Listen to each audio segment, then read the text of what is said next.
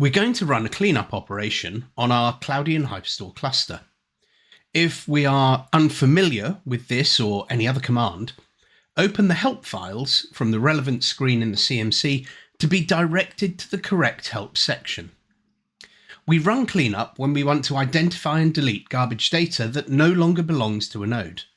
This may have been caused by a node addition where the data has moved, or where an object has been deleted through the S3 interface, but has not yet been removed by the hourly batch delete job.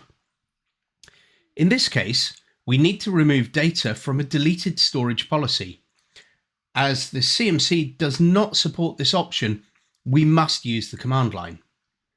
From our help file, we've determined that cleanup is an HSS tool process, which should be run periodically on your system at a frequency determined by your system usage. Your Cloudian Solutions Architect can help you identify this. We start by opening an SSH session to the configuration master node. The syntax for the command is HSS tool -h hostname, cleanup, and then we add additional flags.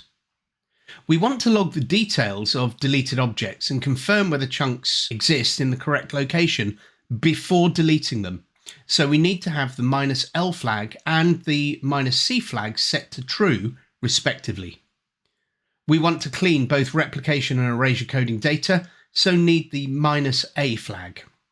We also want to delete bucketless objects, so include -b. And finally, we want to evaluate and delete data associated with any storage policies that have been deleted from HyperStore.